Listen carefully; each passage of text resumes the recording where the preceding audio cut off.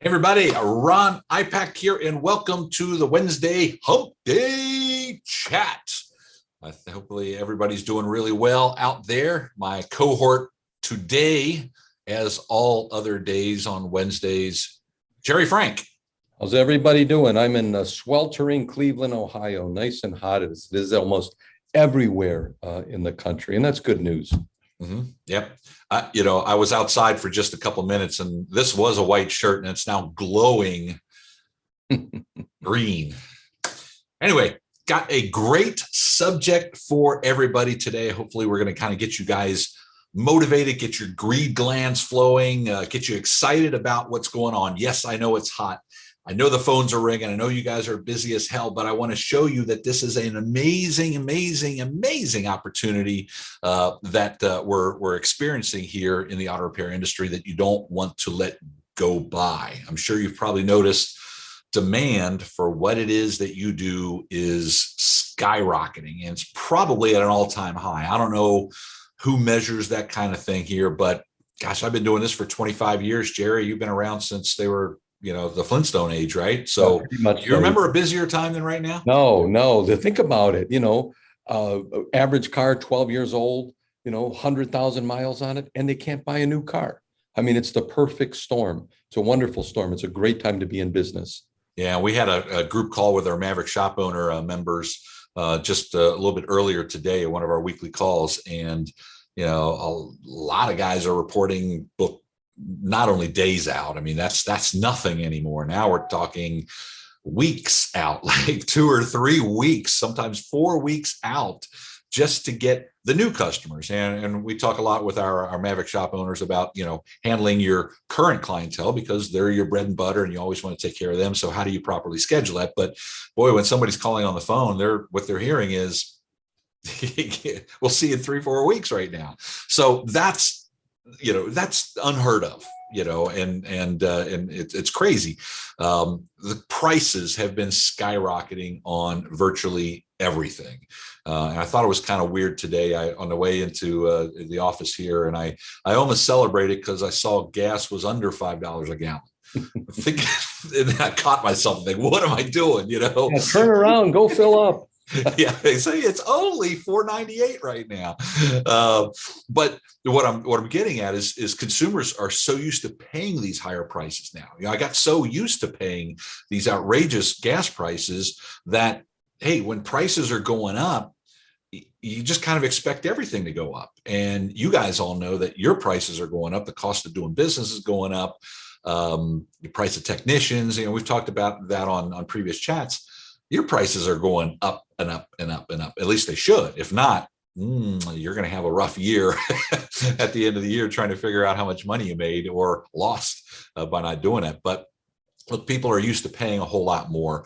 And I think, what I'm really getting down to is this could be your year, if you haven't yet already, to have $1 million shop. A lot of shop owners, want to talk with them that aren't yet doing $1 million.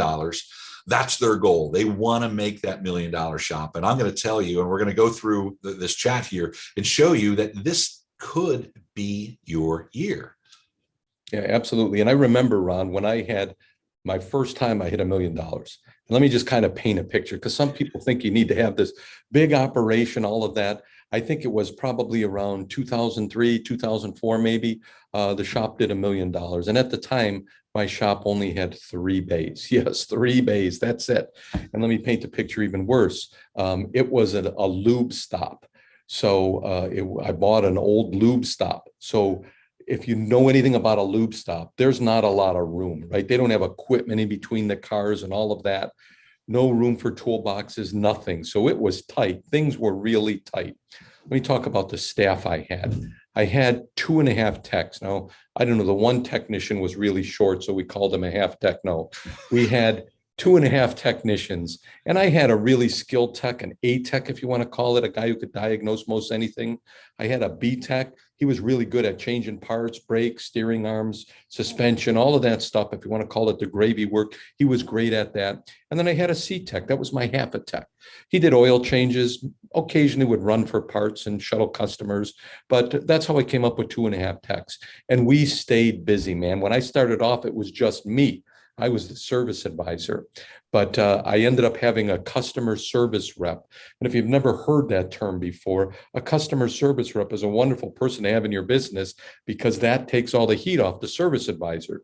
So I was able to focus on sales and sales only. She was able to answer the phone, help me order parts, do all of that. So an extra hand, my left-hand girl, if you want to call it, right-hand girl, I'll be able to get some of that stuff done. So when you think about it, we only had 4.5 employees, 3 bays, and we did $1 million. So you don't need this huge building.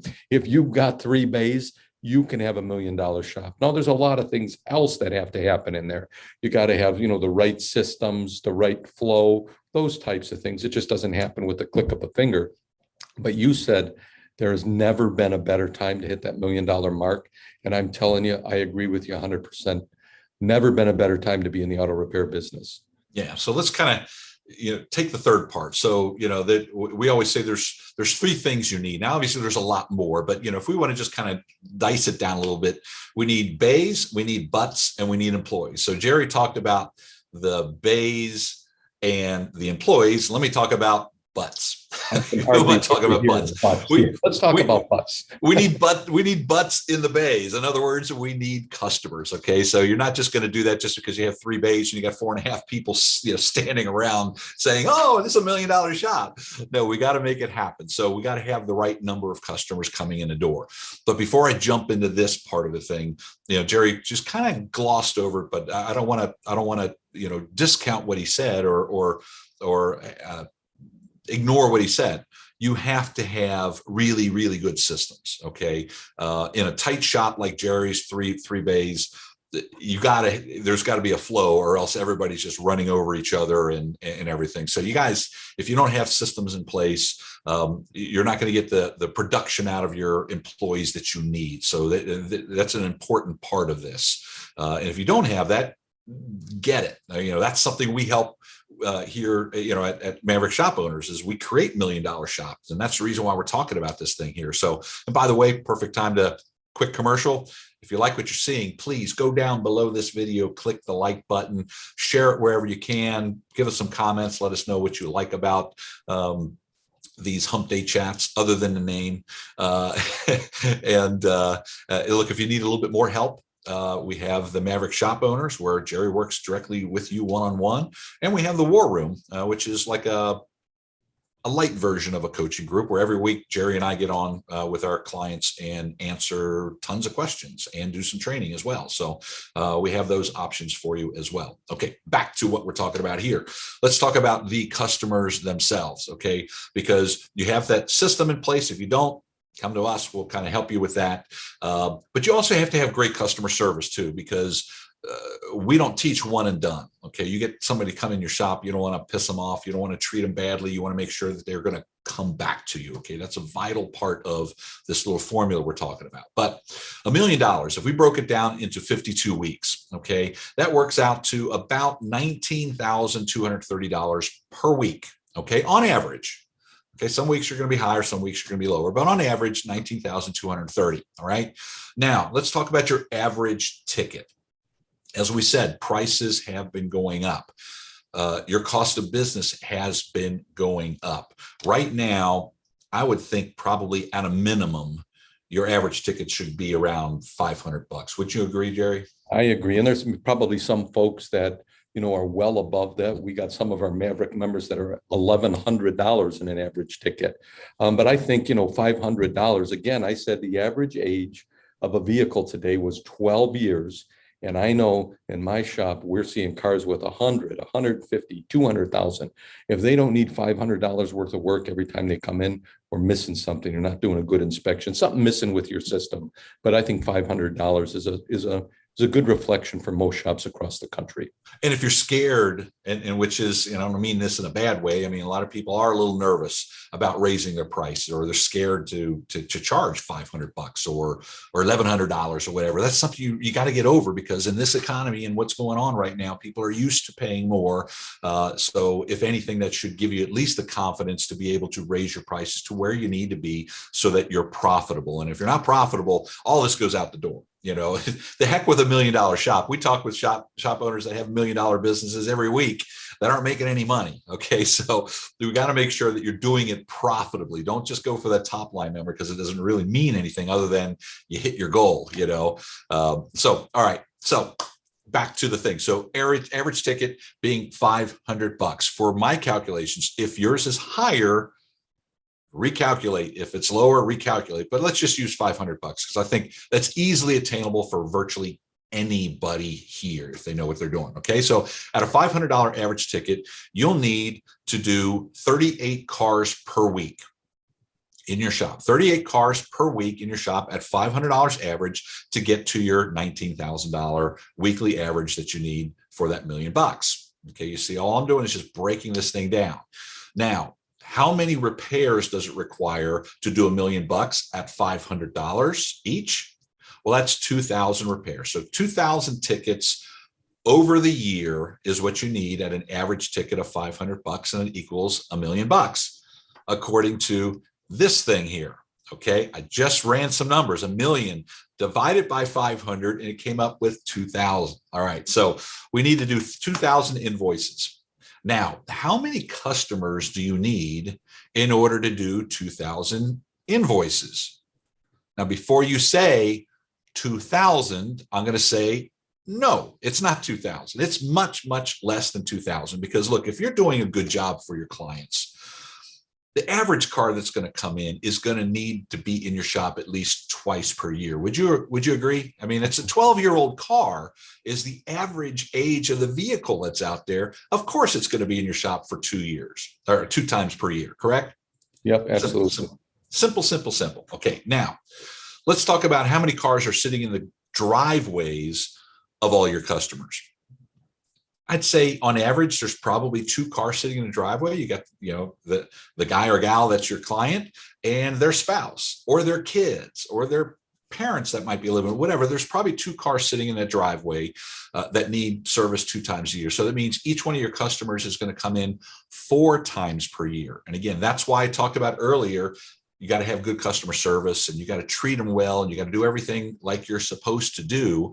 And they'll keep coming back. So every customer is going to be worth at least 4 visits to you over the year. Okay. So 4 visits at $500 average invoice. That means you only need 500 customers in your database. Now, Jerry, when you did your first $1 million, how many customers do you think you had in your database back then? Oh, well, probably a lot. I mean, I know I did just a little radius around my shop. You can do it at the post office. They'll show you everydoordirectmail.com or whatever that website is. And you can draw just like a little circle around your shop, 1 mile. I know when I did that, I had 8,000 customers within a 1 mile radius. And I only needed 500. Ron, you said 38 cars a week, and I would bet almost everybody listening on this call has too many cars. Too many cars. Their average ticket is less. They're going home tired and broke. So it's easy to get to that $1 million mark with the right system, the right car count, the right butts, right? The right butts, the right employees, and the right processes, and a good average ticket, a good sales system. Yeah.